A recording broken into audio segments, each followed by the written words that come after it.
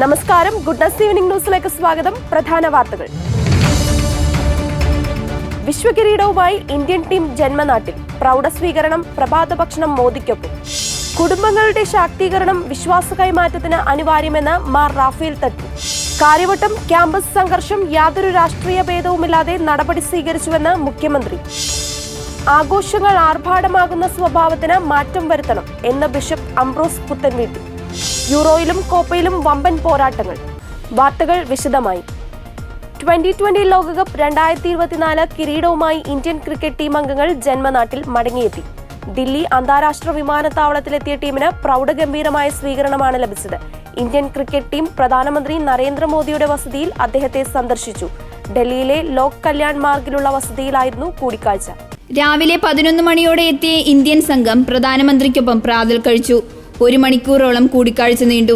ടീമിനെ അഭിനന്ദിച്ച മോദി ഈ കിരീട വിജയം തുടരണമെന്നും ആവശ്യപ്പെട്ടു. BCCI secretary ജയഷാ, president Roger Binny എന്നിവരും ഇന്ത്യൻ ക്രിക്കറ്റ് ടീമിനൊപ്പം പ്രധാനമന്ത്രിയുടെ വസതിയിലുണ്ടായിരുന്നു. ചാമ്പ്യൻസ് എന്നെഴുതിയ പ്രത്യേക വിജയ ജേഴ്സി അണിഞ്ഞാണ് ഇന്ത്യൻ സംഘം പ്രധാനമന്ത്രിയുടെ വസതിയിലെത്തിയത്. ഉച്ചയ്ക്ക് 1 മണിയോടെ പ്രധാനമന്ത്രിയുടെ വസതിയിൽ നിന്ന് ടീം ഡൽഹി വിമാനത്താവളത്തിലേക്ക് തിരിച്ചു. അവിടെ നിന്ന് ഓപ്പൺ ബസ് പരേഡിനായി മുംബൈയിലേക്ക് തിരിക്കും. രാവിലെ 6 മണിയോടെ എയർ ഇന്ത്യയുടെ പ്രത്യേക വിമാനത്തിലാണ് ഇന്ത്യൻ ടീം ഡൽഹിയിലെത്തിയത്. പിന്നാലെ ITC മൗര്യ ഹോട്ടലിലേക്ക് പോയ ഇന്ത്യൻ ടീം വിമാനത്താവളത്തിനും ഹോട്ടലിനും പുറത്ത് തടിച്ചുകൂടിയിരുന്ന ആരാധകർക്കൊപ്പം കിരീട വിജയം ആഘോഷിച്ചു. ഹോട്ടലിൽ തയ്യാറാക്കിയ പ്രത്യേക കേക്ക് ഇന്ത്യൻ സംഘം മുറിച്ചു. കുടുംബങ്ങളുടെ ശാക്തീകരണം വിശ്വാസ കൈമാറ്റത്തിന് അനിവാര്യമെന്ന് സിറോ മലബാർ സഭ major archbishop Mar Raphael Thattil. ക്രിസ്തു ശിഷ്യനും ഭാരതത്തിന്റെ അപ്പോസ്തലനുമായ മാർ തോമാസ് ലീഹായുടെ ദുഃഖാര തിരുനാളിനോടും സഭാദിനത്തോടും അനുബന്ധിച്ച് സിറോ മലബാർ സഭയുടെ കേന്ദ്ര കാര്യാലയമായ മൗണ്ട് സെയിന്റ് തോമസിൽ നടന്ന പൊതുസമ്മേളനം ഉദ്ഘാടനം ചെയ്ത് സംസാരിക്കുകയായിരുന്നു അദ്ദേഹം. അവനോടൊപ്പം മരിക്കാൻ നമുക്കും പോകാം എന്ന സഹശിഷ്യന്മാരോട് പറഞ്ഞ തോമാസ് ലീഹായുടെ ജീവിത മാതൃക പ്രയാസഘട്ടങ്ങളിൽ പരാജയഭീതിയോടെ പിന്മാറുന്നതിനു പകരം ധീരതയോടെ അവയെ നേരിടാൻ നമ്മെ സഹായിക്കുമെന്നും മുറിവുകൾ ഉണക്കി സാക്ഷ്യം നൽകിക്കൊണ്ട് വിശ്വാസസ്ഥിരതയോടെ സഭയോടൊപ്പം ഒന്നിച്ചു മുന്നേറാമെന്നും അദ്ദേഹം ആഹ്വാനം ചെയ്തു. നമ്മുടെ പ്രയോറിറ്റി കുടുംബങ്ങളുടെ ശാക്തീകരണമായിരിക്കണം. നമ്മുടെ കുടുംബങ്ങൾ, ഞാൻ ചിലപ്പോഴൊക്കെ വിചാരിക്കാറുണ്ട്, ഞങ്ങൾ കൊച്ചങ്ങളായിരിക്കുമ്പോൾ 4 മണി കഴിഞ്ഞാൽ വീടാന്തരം കയറി ഇറങ്ങുന്ന അച്ഛന്മാർ, അത് ഒരു കൗതുകമായിരുന്നു. എല്ലാ വീടുകളിലും കയറി ഇറങ്ങുന്ന അച്ഛന്മാരെ ഇന്ന് നമുക്കത് നഷ്ടപ്പെടുകയാണ്. കുടുംബങ്ങളെ അക്കമ്പനി ചെയ്യുന്ന ഒരു പാസ്റ്ററൽ മിനിസ്ട്രിയെക്കുറിച്ച് നമ്മൾ കൂടുതൽ ഗൗരവമായിട്ട് ചിന്തിക്കണം. പ്രത്യേകിച്ച് കാലഘട്ടം കുടുംബങ്ങളെ തകർത്ത് തരിപ്പണമാക്കുന്ന ഈ കാലയളവിൽ കുടുംബങ്ങളുടെ മുറിവുകൾ വെച്ച് കെട്ടുന്ന നല്ല ഇടയന്മാരുടെ പരിശീലനം നമ്മൾ ഉറപ്പാക്കണം. വിശ്വാസ പരിശീലനം ഞാൻ പറഞ്ഞു കുടുംബത്തിൽ നിന്ന് ആരംഭിക്കുന്നു. അത് ഇന്ന് ശാസ്ത്രീയമായ സംവിധാനങ്ങളിലൂടെയും സാങ്കേതികമായ വിദ്യകളിലൂടെയും നമ്മൾ കുറേ കൂടെ ആകർഷകമാക്കിയിട്ടുണ്ട്. പക്ഷേ അതിലൂടെ കുടുംബങ്ങളുടെ ദൈവിക പരിശീലനവും വിശ്വാസ പരിശീലനവും നമുക്ക് കളയാൻ പറ്റില്ല. നമ്മുടെ സംഘടനകൾക്ക് കൂടുതൽ ഒരു പങ്കാളിത്ത സ്വഭാവമുള്ള ഒരു ശൈലിയിലേക്ക് നമ്മൾ സ്വീകരിക്കണം. നമ്മുടെ കൈക്കാരന്മാരെ നമ്മുടെ കൂട്ടുപങ്കാളികളാണ്. നമ്മുടെ സംഘടനകൾ നമ്മുടെ കൂട്ടുവേലക്കാരാണ്. അവർക്കൊക്കെ അർഹിക്കുന്ന പ്രാധാന്യം കൊടുത്തുകൊണ്ട് അവരെ കൂടെ ചേർത്ത് പിടിക്കുന്ന, ഒരിക്കലും മാറ്റി നിർത്താത്ത ഒരു സംഘടനാ ശൈലിയും ഒരു പങ്കാളിത്ത സ്വഭാവമുള്ള സഭയും നമുക്കുണ്ടാകണം. നമ്മുടെ സംഘടനകളെ ബലപ്പെടുത്തുമ്പോൾ നമ്മൾ മനസ്സിലാക്കേണ്ട ഒരു കാര്യമുണ്ട്. പള്ളിയിൽ വരുന്നവരെ മാത്രം കാക്കുന്ന, അവർക്ക് മാത്രം ശുശ്രൂഷ ചെയ്യുന്ന ഒരു ശൈലിയിൽ നിന്ന് 99നെയും വിട്ട് നഷ്ടപ്പെട്ടതിനെ തേടിപ്പോയ കർത്താവിൻ്റെ ശൈലി നമ്മൾ ഇനി കൂടുതൽ പ്രാവർത്തികമാക്കണം. ഇന്ന് നമ്മുടെ ഇടയിൽ വരുന്നവരെ നമ്മൾ ഒരു വിധത്തിലും പടക്കാതെ സൽക്കരിക്കുന്നുണ്ട്. പക്ഷെ വരാതെ മാറി നിൽക്കുന്നവരെ തേടിപ്പോകുന്ന ഒരു അജപാലന ശൈലിയെക്കുറിച്ച് നമ്മൾ കൂടുതൽ ഗൗരവത്തോടുകൂടെ ചിന്തിക്കണം. നഷ്ടപ്പെട്ടതിനെ തേടി തോളിലേറ്റി, മുറിവേറ്റതിനെ വെച്ചുകെട്ടി, ആരും നഷ്ടപ്പെടാതെ എല്ലാവരും ചേർത്ത് പിടിക്കുന്ന ഒരു ശൈലി അത് നമ്മുടെ സഭയുടെ ശൈലിയായിട്ട് മാറണം. രാവിലെ 8:30 മാർ റാഫേൽ തട്ടിൽ പിതാവ് സഭാ കാര്യാലയത്തിൽ പതാക ഉയർത്തിയതോടെ ആഘോഷ പരിപാടികൾക്ക് തുടക്കമായി. തുടർന്ന് നടന്ന ആഘോഷമായ റാസ കുർബാനയിൽ മേജർ ആർച്ച് ബിഷപ്പ് കാർമ്മികത്വം വഹിച്ചു. താമരശ്ശേരി രൂപത അധ്യക്ഷൻ മാർ റെമീജിയോസ് ഇഞ്ചനാനിയിൽ വചന സന്ദേശം നൽകി. എറണാകുളം അങ്കമാലി അതിരൂപത apostolic administrator Mar Bosco Puthur, curia bishop Mar Sebastian Vaniyapurakkal, Thrissur അതിരൂപത സഹായമെത്രാൻ മാർ ടോണി നീലങ്കാവിൽ എന്നിവർ സഹകാർമ്മികരായിരുന്നു. സമർപ്പിത സമൂഹങ്ങളുടെ മേജർ സുപ്പീരിയേഴ്സും രൂപതകളുടെ വികാരി ജനറൽമാരും സെമിനാരികളുടെ റക്ടർമാരും രൂപതകളെയും സമർപ്പിത സമൂഹങ്ങളെയും പ്രതിനിധീകരിച്ചു വന്ന ബഹുമാനപ്പെട്ട വൈദികരും സമർപ്പിതരും അൽമായരും വിശുദ്ധ കുർബാനയിൽ പങ്കുചേർന്നു. സെയിന്റ് തോമസ് ഓഡിറ്റോറിയത്തിൽ നടന്ന പൊതുസമ്മേളനത്തിന് മുന്നോടിയായി സീറോ മലബാർ സഭയുടെ ചരിത്രം അവതരിപ്പിക്കുന്ന ഡോക്യുമെന്ററി പ്രദർശിപ്പിച്ചു. സഭയുടെ ഗവേഷണ പഠന കേന്ദ്രമായ ലിറ്റർജിക്കൽ റിസർച്ച് സെന്റർ പ്രസിദ്ധീകരിച്ച apostolate of Saint Thomas in India എന്ന പുസ്തകം മാർ റാഫേൽ തട്ടിൽ പിതാവ് കാഞ്ഞിരപ്പള്ളി രൂപതാധ്യക്ഷൻ മാർ ജോസ് പുളിക്കൽ പിതാവിന് നൽകി പ്രകാശനം ചെയ്തു. LRC പഠന പരമ്പരയെ മാർ ടോണി നീലങ്കാവിലും പുതിയ പുസ്തകത്തെ എഡിറ്റർ റവറൻ ഡോക്ടർ പയസ് മാലേക്കണ്ടത്തിലും പരിചയപ്പെടുത്തി. പ്രൊഫസർ ഡോക്ടർ തോമസ് മണ്ണൂരാൻ പറമ്പിൽ ഏർപ്പെടുത്തിയിട്ടുള്ള പൗരസ്ത്യരത്നം അവാർഡ് ചടങ്ങിൽ പ്രഖ്യാപിച്ചു. ആരാധനാക്രമ വിഷയത്തിൽ അതുല്യമായ സംഭാവനകൾ നൽകിയ reverend professor doctor Varghese Pathikulangara CMI ആണ് അവാർഡിന് അർഹനായത്. പൊതുസമ്മേളനത്തിൽ MSMI സന്യാസി സമൂഹത്തിന്റെ superior general sister LC Vadakkemury, കത്തോലിക്ക Congress global president advocate Biju Parayanilam, Mathruvedi global general secretary Ancy Mathew Chonnoth എന്നിവർ ആശംസകൾ അർപ്പിച്ച് സംസാരിച്ചു. ചടങ്ങിന് കൂരിയ ബിഷപ്പ് മാർ സെബാസ്റ്റ്യൻ വാണിയപ്പുരയ്ക്കൽ സ്വാഗതം ആശംസിക്കുകയും major ആർക്കി episcopal curia chancellor father Abraham Kavilpurayidathil കൃതജ്ഞത പ്രകാശിപ്പിക്കുകയും ചെയ്തു. പൊതുസമ്മേളനത്തോടനുബന്ധിച്ച് വിവിധ കലാപരിപാടികൾ അവതരിപ്പിച്ചു. സ്നേഹവിരുന്നോടുകൂടി സഭാദിന പരിപാടികൾ സമാപിച്ചു. സമകാലിക സാഹചര്യത്തിൽ കത്തോലിക്ക സമുദായത്തിന്റെ രാഷ്ട്രീയ സാമൂഹിക വക്താക്കൾ കത്തോലിക്ക കോൺഗ്രസ് എന്ന സീറോ മലബാർ സഭയുടെ major archbishop Mar Raphael Thattil, കത്തോലിക്ക കോൺഗ്രസ് ഗ്ലോബൽ സമിതിയുടെ 2024-27 വർഷത്തെ ഭാരവാഹികളുടെ സ്ഥാനാരോഹണ ചടങ്ങ് കാക്കനാടുള്ള സീറോ മലബാർ സഭ ആസ്ഥാനമായ മൗണ്ട് സെയിന്റ് തോമസിൽ വെച്ച് ഉദ്ഘാടനം ചെയ്ത് സംസാരിക്കുകയായിരുന്നു അദ്ദേഹം. സ്ഥാനമൊഴിഞ്ഞ ഗ്ലോബൽ പ്രസിഡന്റ് അഡ്വക്കേറ്റ് ബിജു പറനിലയത്തിന്റെ നേതൃത്വത്തിൽ ആഗോളതലത്തിൽ സംഘടന നടത്തിയ മുന്നേറ്റത്തിന് ഊർജം കൂട്ടുവാൻ രാജീവ് കൊച്ചുപറമ്പിലിന്റെ നേതൃത്വത്തിലുള്ള പുതിയ സമിതിക്ക് കഴിയണമെന്ന് അദ്ദേഹം ആഹ്വാനം ചെയ്തു. സംഘടന കരുതലും സ്നേഹവും പകർന്നു നൽകിയപ്പോൾ ലോകമെങ്ങുമുള്ള സമുദായ നേതാക്കൾ കത്തോലിക്ക കോൺഗ്രസിന്റെ കൂടെ അണിനിരന്നു എന്ന അധ്യക്ഷ പ്രസംഗം നടത്തിയ അഡ്വക്കേറ്റ് ബിജു പറനിലയം പറഞ്ഞു. ബിഷപ്പ് മാർ റെമീജിയോസ് ഇഞ്ചനാനിയിൽ സമ്മേളനത്തിൽ മുഖ്യ സന്ദേശം നൽകി.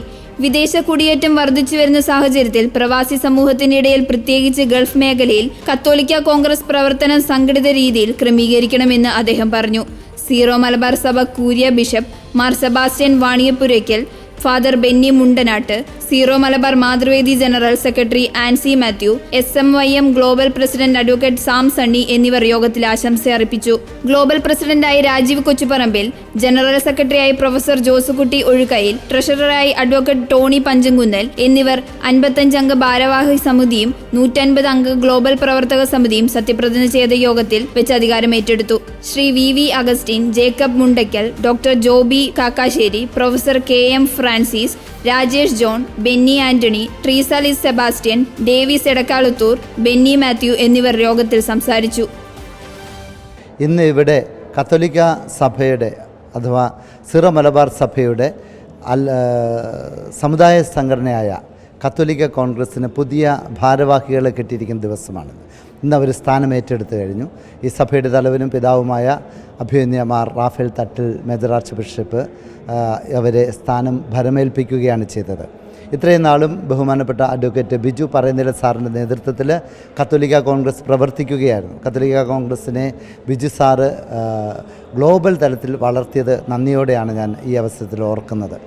എല്ലാ രാജ്യങ്ങളിലുമുള്ള നമ്മുടെ സീറോ മലബാർ സഭാംഗങ്ങളെ ചേർത്ത് നിർത്തി അവരിലൂടെ ഈ സമുദായ സംഘടന വളർത്തിയെടുത്തു. അതിന് സാറിനോടും സാറിൻ്റെ ടീമിനോടും വളരെയധികം നന്ദിയുണ്ട്. ഇനി മുതൽ ബിജു സാറിൻ്റെ തന്നെ വലങ്കൈയായി നിന്ന് പ്രവർത്തിച്ചിരുന്ന ജനറൽ സെക്രട്ടറി ആയിരുന്ന ബഹുമാനപ്പെട്ട പ്രൊഫസർ രാജീവ് കൊച്ചുപറമ്പിൽ സാറാണ് പുതിയ പ്രസിഡൻ്റായിട്ട് തിരഞ്ഞെടുക്കപ്പെട്ടിരിക്കുന്നത്. കത്തോലിക്ക കോൺഗ്രസ് നമ്മളുടെ സീറോ മലബാർ സഭയുടെ ഔദ്യോഗികമായ സമുദായ സംഘടനയാണ്. 107 വർഷമായി കത്തോലിക്ക കോൺഗ്രസ് കേരളത്തിൽ പ്രവർത്തിക്കാൻ തുടങ്ങിയിട്ട്. ഇപ്പോൾ കേരളത്തിൻ്റെ പരിധികൾക്കപ്പുറത്തേക്ക് കടന്ന് ലോകത്തിൻ്റെ എല്ലാ ഭാഗങ്ങളിലും കത്തോലിക്ക കോൺഗ്രസ് ഉണ്ട്. നമുക്ക് 47 രാജ്യങ്ങളിൽ നമ്മളുടെ സാന്നിധ്യമുണ്ട്, ഭാരവാഹികളുണ്ട്, പ്രവർത്തകരുണ്ട്.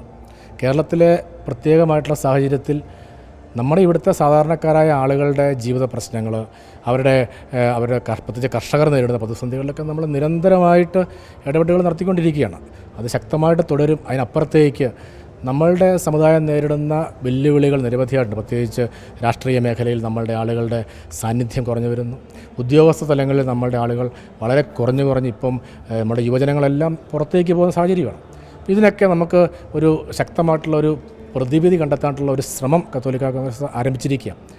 നമുക്ക് പുറത്തേക്ക് പോകുന്ന ആളുകളെയും നമ്മൾ ഉൾക്കൊണ്ട്, പുറത്തേക്ക് പോകുന്ന ആളുകൾ പ്രത്യേകിച്ച് പഠിക്കാൻ വേണ്ടിയിട്ട് ജോലിക്കൊക്കെ പോകുന്ന ആളുകളെയൊക്കെ ചേർത്ത് നമ്മൾ ഒരു ഗ്ലോബൽ നെറ്റ്വർക്ക് ഫോം ചെയ്തിട്ടുണ്ട്.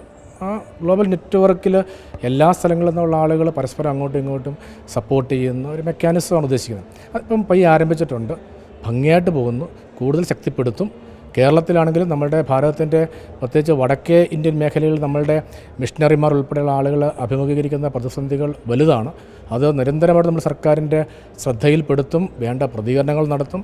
ആ വിഷയങ്ങളിലൊക്കെ കൂടുതലായിട്ടുള്ള ഇടപെടലുകൾ നടത്താൻ വേണ്ടിയിട്ടാണ് കത്തോലിക്ക കോൺഗ്രസ് ഉദ്ദേശിക്കുന്നത്.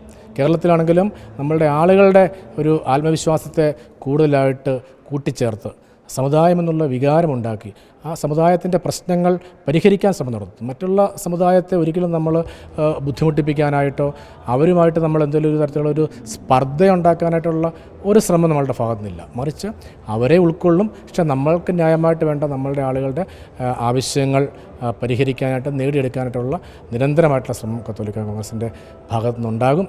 അവയവ കച്ചവടത്തിനായി ഇറാനിലേക്ക് മനുഷ്യക്കടത്ത് നടത്തിയ സംഭവത്തിൽ അന്വേഷണം NIA ഏറ്റെടുത്തു. കേസ് അന്വേഷണം ഏറ്റെടുക്കാൻ കേന്ദ്ര ആഭ്യന്തര മന്ത്രാലയത്തിൽ നിന്ന് അനുമതി ലഭിച്ചതോടെ കൊച്ചിയിലെ NIA കോടതിയിൽ FIR സമർപ്പിച്ചു. രാജ്യാന്തരമാനങ്ങളുള്ള ഈ കേസ് NIA ഏറ്റെടുക്കുമെന്ന് നേരത്തെ തന്നെ സൂചനകളുണ്ടായിരുന്നു. നിലവിൽ ആലുവ റൂറൽ പോലീസിന്റെ പ്രത്യേക സംഘത്തിനാണ് അന്വേഷണത്തിന്റെ ചുമതല. കേസിൽ ഇതുവരെ 3 പ്രതികൾ അറസ്റ്റിലായിട്ടുണ്ട്. ഒന്നാം പ്രതി ഇറാനിലുള്ള കൊച്ചി സ്വദേശി മധു ജയകുമാറിനെ നാട്ടിലെത്തിക്കാനുള്ള ശ്രമങ്ങൾ തുടരുന്നതിനിടെയാണ് NIA കേസ് ഏറ്റെടുത്തിരിക്കുന്നത്. തൃശൂർ സ്വദേശി സാബിത് നാസറാണ് കേസിൽ ആദ്യം പിടിയിലാകുന്നത്. മുംബൈയിൽ അറസ്റ്റിലായ മനുഷ്യക്കടത്തുകാരനിൽ നിന്നാണ് സാബിത്തിനെ കുറിച്ച് അന്വേഷണ ഏജൻസികൾക്ക് ആദ്യം വിവരം കിട്ടുന്നത്. നിരന്തരം കൊച്ചി, കുവൈറ്റ്, ഇറാൻ റൂട്ടിലായിരുന്നു സാബിത്തിന്റെ യാത്ര. വൃക്ക നൽകാൻ തയ്യാറാകുന്നവരെ കണ്ടെത്തി അവരെ ഇറാനിലെയും തിരികെയും എത്തിക്കുക എന്നതായിരുന്നു ഇയാളുടെ ജോലി. വൃക്ക നൽകുന്നത് നിയമപരമാണെന്ന് വിശ്വസിപ്പിച്ച് വ്യാജരേഖകൾ തയ്യാറാക്കിയായിരുന്നു ആളുകളെ ഇറാനിലേക്ക് കൊണ്ടുപോയിരുന്നത്. വൃക്ക നൽകിക്കഴിഞ്ഞാൽ 6 ലക്ഷം രൂപയോളമാണ് ഇവർക്ക് നൽകുക. എന്നാൽ വൃക്ക സ്വീകരിക്കുന്നവരിൽ നിന്ന് 1 കോടി രൂപ വരെ ഇവർ ഈടാക്കിയിരുന്നു. ഹൈദരാബാദ് കേന്ദ്രീകരിച്ചായിരുന്നു സംഘത്തിന്റെ പ്രധാന പ്രവർത്തനം. വടക്കേ ഇന്ത്യൻ സംസ്ഥാനങ്ങളിൽ നിന്നുള്ള തൊഴിലാളികൾ, കർണാടക തുടങ്ങിയ സംസ്ഥാനങ്ങളിൽ നിന്നും ആളുകളെ ഇത്തരത്തിൽ ഇറാനിൽ എത്തിച്ചിട്ടുണ്ട്. പാലക്കാട് സ്വദേശിയായ ഷമീറും ഇത്തരത്തിൽ വൃക്ക നൽകിയിട്ടുണ്ടെങ്കിലും ഇയാളെ ഇതുവരെ കണ്ടെത്താനായിട്ടില്ല. ഇതിനു പിന്നാലെയാണ് അവയവക്കടത്തിലെ മുഖ്യ സൂത്രധാരനെന്ന് കരുതപ്പെടുന്ന ഹൈദരാബാദ് സ്വദേശി ബെല്ലംഗൺ രാമപ്രസാദിനെ അന്വേഷണ സംഘം അറസ്റ്റ് ചെയ്യുന്നത്. ഇവരുടെ പണം കൈകാര്യം ചെയ്തിരുന്നു എന്ന് കരുതപ്പെടുന്ന കൊച്ചി സ്വദേശിയും മധുവിന്റെ സുഹൃത്തുമായ സജിത് ശ്യാമിനെ പിന്നാലെ അറസ്റ്റ് ചെയ്തു. അതേസമയം സജിത് ശ്യാമിന്റെ ജാമ്യാപേക്ഷ ഹൈക്കോടതി പരിഗണനയിലാണ്. ഇസ്രായേൽ സൈന്യത്തിന്റെ നിർദ്ദേശപ്രകാരം വീട് വിട്ട് പലായനം ചെയ്ത പാലസ്തീനിലെ പ്രമുഖ ഡോക്ടറും 8 അംഗ കുടുംബവും വ്യോമാക്രമണത്തിൽ കൊല്ലപ്പെട്ടു.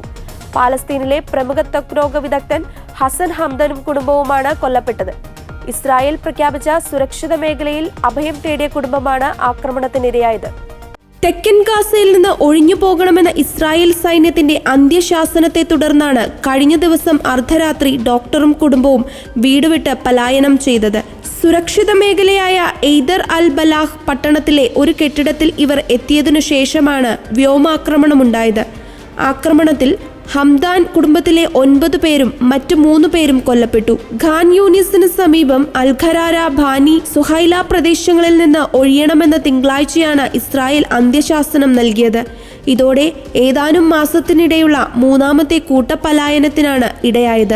അതേസമയം കഴിഞ്ഞ 3 പതിറ്റാണ്ടിനിടെ വെസ്റ്റ് ബാങ്കിലെ ഏറ്റവും വലിയ ഭൂമി പിടിച്ചെടുക്കൽ നടത്തി ഇസ്രായേൽ. കഴിഞ്ഞ മാസം സർക്കാർ അംഗീകാരം നൽകിയ നടപടി ബുധനാഴ്ച പുറത്തുവന്നത്. ഭൂമി പിടിച്ചെടുക്കാൻ ഹമാസുമായുള്ള നിലവിലെ സംഘർഷം കൂടുതൽ വഷളാക്കിയേക്കും. അന്താരാഷ്ട്ര സമൂഹം ഇസ്രായേലിന്റെ നടപടി നിയമവിരുദ്ധമായാണ് കണക്കാക്കുന്നത്.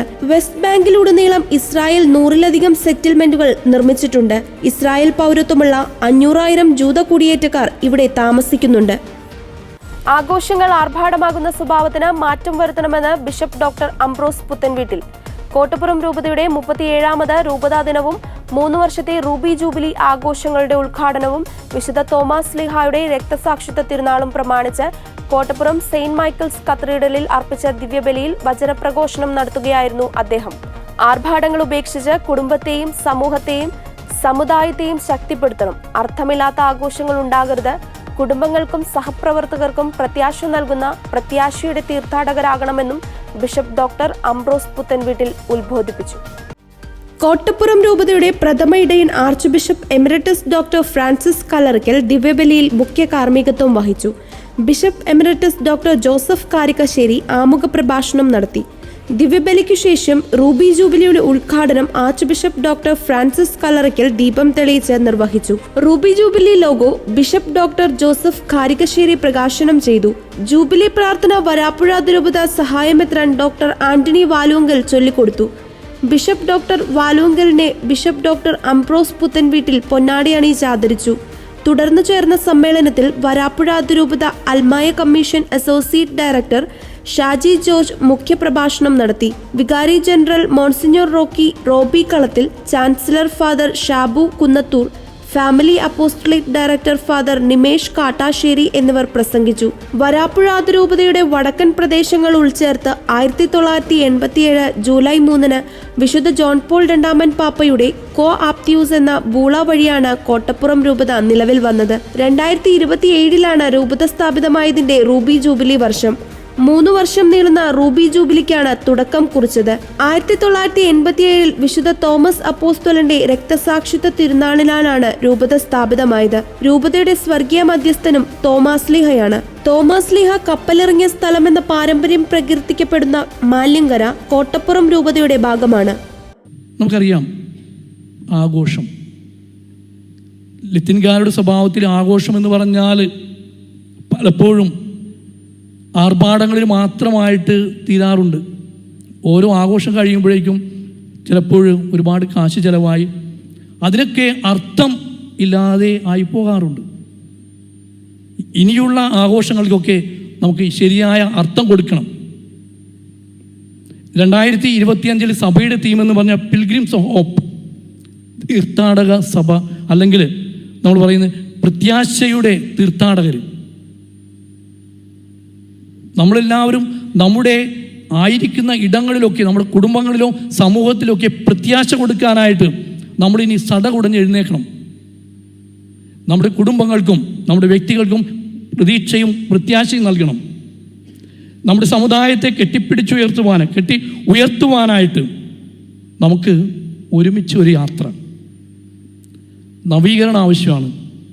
വ്യക്തിയുടെ ആത്മീയ ഭൗതിക ജീവിതത്തിൽ, സാമൂഹിക സാമ്പത്തിക രാഷ്ട്രീയ ബോധത്തിൽ ഒരു നവദിശാബോധം നമ്മുടെ കുടുംബജീവിതത്തിൽ, നമ്മുടെ ഇടവകയിൽ, നമ്മുടെ സ്ഥാപനങ്ങളിൽ, നമ്മുടെ സന്യാസ ഭവനങ്ങളിൽ, നമ്മുടെ സിനഡിൻ്റെ ആ ചിന്തകൾ വയ്ക്കുകയാണ്. കൂട്ടായ്മയും പങ്കാളിത്തവും പ്രേക്ഷിത പ്രവർത്തനവും നമുക്ക് ചേർത്ത് വയ്ക്കാൻ സാധിക്കണം.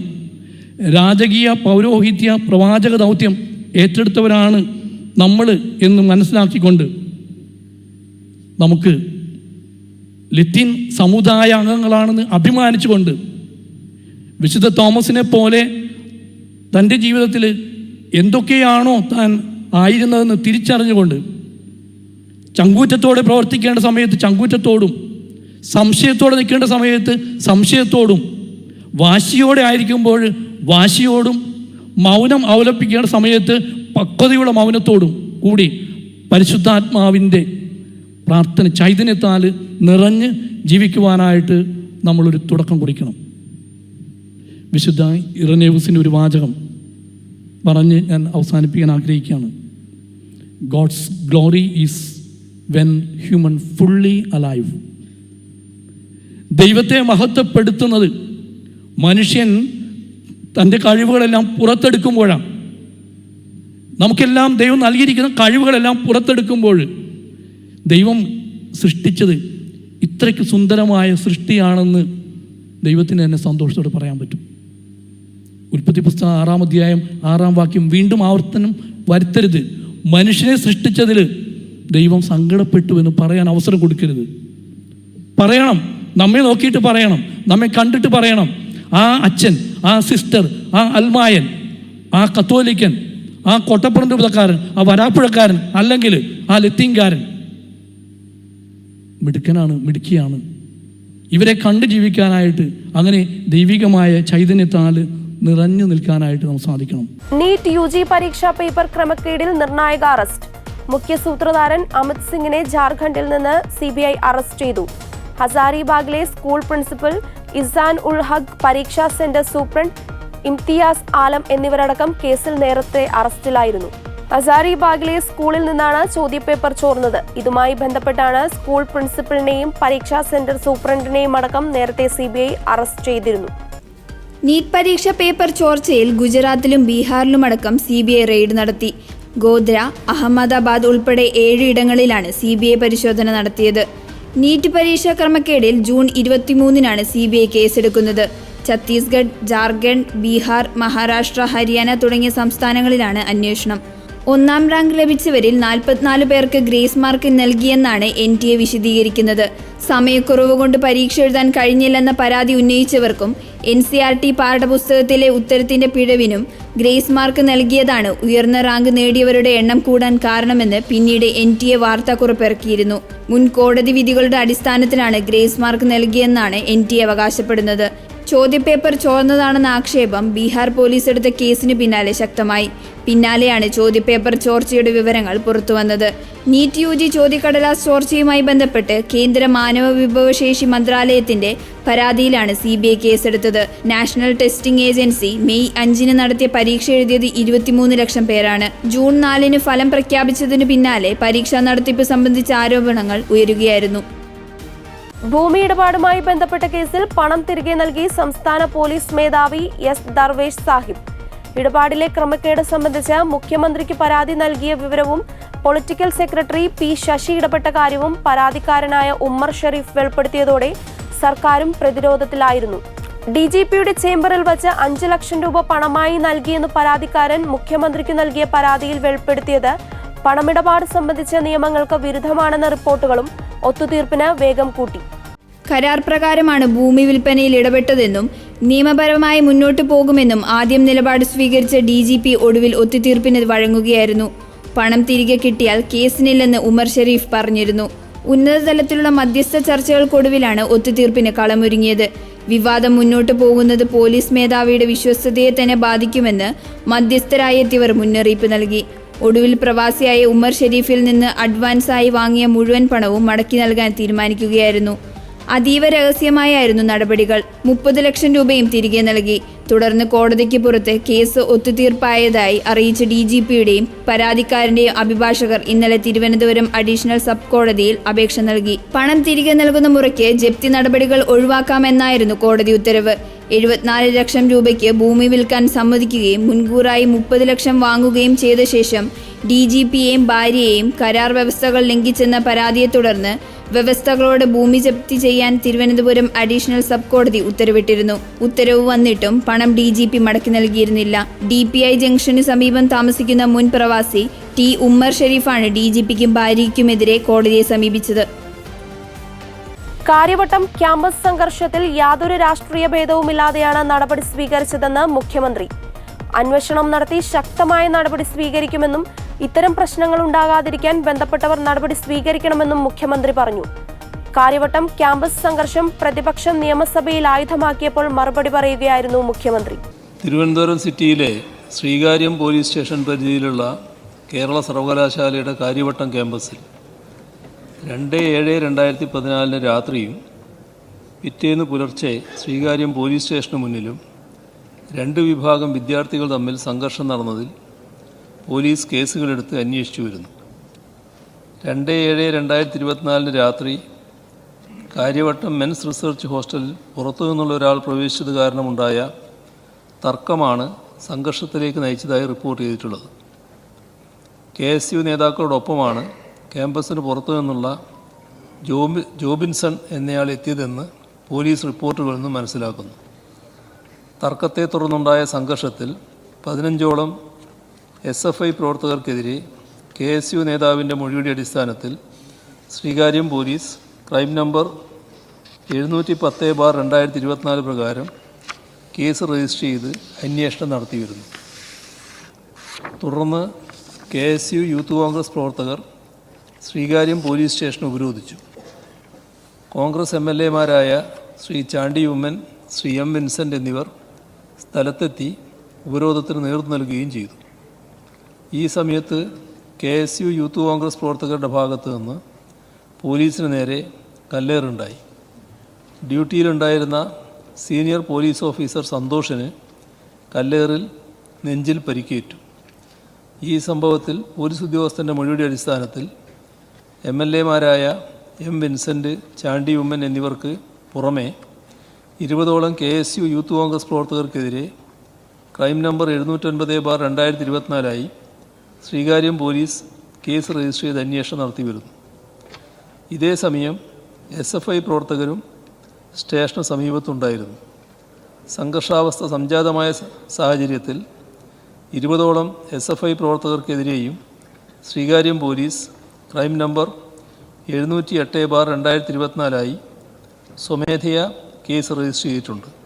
സംഘർഷാവസ്ഥ നിയന്ത്രണ വിധേയമാക്കുന്ന ലക്ഷ്യത്തോടുകൂടി പോലീസ് കൃത്യമായ ഇടപെടലും പ്രവർത്തനവുമാണ് നടത്തിയിട്ടുള്ളത്. ഇക്കാര്യത്തിൽ യാതൊരുവിധ രാഷ്ട്രീയ വിവേചനവുമില്ലാതെയാണ് നടപടികളെടുത്തു വരുന്നത്. സംഭവം സംബന്ധിച്ച് രജിസ്റ്റർ ചെയ്തിട്ടുള്ള എല്ലാ കേസുകളിലും ശക്തമായ അന്വേഷണം നടത്തി നടപടികൾ സ്വീകരിക്കും. കോളേജ് ക്യാമ്പസിൽ നടന്ന തർക്കമാണ് സംഘർഷത്തിൽ കലാശിച്ചത്. ഇതിൽ നടപടിയായി 15ഓളം SFI പ്രവർത്തകർക്കെതിരെയും കേസെടുത്തിട്ടുണ്ട്. ക്യാമ്പസിന് പുറത്തുനിന്നുള്ള ആളുകൾ KSU പ്രവർത്തകർക്കൊപ്പം എത്തിയതാണ് സംഘർഷത്തിന്റെ കാരണം. MLAമാരായ M. വിൻസെന്റും ചാണ്ടി ഉമ്മനുമാണ് പോലീസ് സ്റ്റേഷൻ ഉപരോധത്തിന് നേതൃത്വം നൽകിയത്.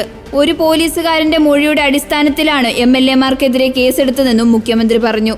SFIക്കെതിരെ ആരോപണങ്ങളുമായി ആദ്യം രംഗത്ത് വന്നത് M. വിൻസെന്റ് MLA ആണ്. SFI അതിക്രമങ്ങൾ ചർച്ചയ്ക്ക് വന്നപ്പോഴെല്ലാം അവരെ മുഖ്യമന്ത്രി ന്യായീകരിക്കുന്ന കാഴ്ചയാണ് കാണുന്നത്. മുഖ്യമന്ത്രി SFIക്ക് രാഷ്ട്രീയ സംരക്ഷണം നൽകുന്നുവെന്നും ഇതാണ് അവരെ ആക്രമണങ്ങൾക്ക് പ്രചോദനം നൽകുന്നതെന്നും M. വിൻസെന്റ് പറഞ്ഞു. SFI നടത്തുന്ന ക്രൂരമായ അക്രമ പരമ്പരകൾ ഈ സഭയിൽ ചർച്ചയ്ക്ക് വന്നപ്പോഴെല്ലാം SFIയുടെ പ്രവൃത്തികളെ ന്യായീകരിക്കുന്ന ഒരു സമീപനമാണ് ബഹുമാനപ്പെട്ട മുഖ്യമന്ത്രിയുടെ ഭാഗത്തു നിന്ന്. സർ, ഇന്നും അദ്ദേഹം പറഞ്ഞത് ഹോസ്റ്റലിൽ ഒരാൾ അതിക്രമിച്ച് കയറിയതിനെ തുടർന്ന് ആണ് ഈ സംഘർഷം ഉണ്ടായി എന്നുള്ളതാണ്. സർ, അത് നമുക്ക് പരിശോധിക്കാം. സർ ലോ കോളേജിലെ KSUവിൻ്റെ യൂണിറ്റ് പ്രസിഡൻ്റായിരുന്ന വനിതാ നേതാവായിരുന്ന അഫ്ന യാക്കൂബിനെ നിലത്തിട്ട് ചവിട്ടി കൂട്ടിയ സംഭവം, KSUക്കാർ താമസിക്കുന്ന വീടുകളിലേക്ക് പോയി SFIക്കാർ നടത്തിയ അക്രമം, അവർ ആശുപത്രിയിലേക്ക് ചികിത്സയ്ക്ക് പോയപ്പോൾ 70ഓളം പേർ ചേർന്ന് അവിടെ നടത്തിയ അക്രമം, ഇതിനെക്കുറിച്ച് അന്ന് ബഹുമാനപ്പെട്ട പ്രതിപക്ഷ നേതാവിടെ സബ്മിഷൻ ഉന്നയിച്ചപ്പോൾ അങ്ങേ അസ്വസ്ഥനാക്കി. അങ്ങ് പറഞ്ഞു SFI അധിക്ഷേപിക്കുന്നതിന് അതിര് വേണ്ടേ എന്നാണ് അങ്ങ് ചോദിച്ചത്. അങ്ങ് വീണ്ടും പറഞ്ഞു SFI ഇങ്ങനെ പൊങ്ങി പോകുന്നതിൽ ഞങ്ങൾക്കുള്ള അസൂയയാണ് എന്ന്. സർ, പൊങ്ങി പോകുന്നുണ്ട് സാർ. ASFന്റെ വനിതാ നേതാവിനെ കേട്ടാലറയ്ക്കുന്ന ഭാഷാ പ്രയോഗം നടത്തിയിട്ടുള്ള നേതാവിനെ സംസ്ഥാന സെക്രട്ടറിയാക്കി പൊങ്ങിപ്പോയി സർ. വിജയലക്ഷ്മി ടീച്ചറെ തടഞ്ഞു വെച്ച് ആക്രമിച്ചയാളെ രാജ്യസഭാംഗമായിട്ട് പൊങ്ങിപ്പോയിട്ടുള്ള കാര്യമാണ് സാർ കാണുന്നത്. സർ അതുപോലെ തന്നെയാണ് സാർ കേരളത്തിൻ്റെ മനസാക്ഷിയെ ഞെട്ടിച്ച സിദ്ധാർത്ഥിന്റെ മരണത്തിലേക്ക് നയിച്ച സംഭവങ്ങളെക്കുറിച്ച് ഇവിടെ ചർച്ച നടന്നപ്പോഴും അങ്ങെടുത്ത സമീപനം ഇത് തന്നെയായിരുന്നു സാർ. അങ്ങ് നൽകുന്ന പൊളിറ്റിക്കൽ പാട്രണേജാണ് സാർ SFIക്ക് ഈ അക്രമ പരമ്പരകൾ നടത്താനുള്ള ഊർജം പകരുന്നത്. ഇതിനായിരുന്നു മുഖ്യമന്ത്രി മറുപടി നൽകിയത്. KSU പ്രവർത്തകർ പ്രതികളായ കേസുകൾ എടുത്തു പറഞ്ഞും മുഖ്യമന്ത്രി പ്രതിരോധിച്ചു. വയനാട്ടിൽ രാഹുൽ ഗാന്ധിയുടെ ഓഫീസിലെ ഗാന്ധി ചിത്രം SFI പ്രവർത്തകർ തകർത്തു എന്നായിരുന്നു പ്രചാരണം. പിന്നീട് വസ്തുതകൾ കൃത്യമായി പുറത്തു വന്നപ്പോൾ എന്ത് ന്യായീകരണമാണ് നിങ്ങൾക്ക് പറയാനുണ്ടായിരുന്നതെന്ന് മുഖ്യമന്ത്രി ചോദിച്ചു. KPCC പ്രസിഡന്റ് അടുത്ത അനുയായിയാണ് AKG സെന്ററിൽ ആക്രമണ കേസിൽ അറസ്റ്റിലായത്. തനിക്ക് നേരെ വിമാനത്തിലുണ്ടായ ആക്രമണത്തിൽ ഇയാൾക്കും പങ്കുണ്ടെന്ന് വ്യക്തമായിരുന്നു.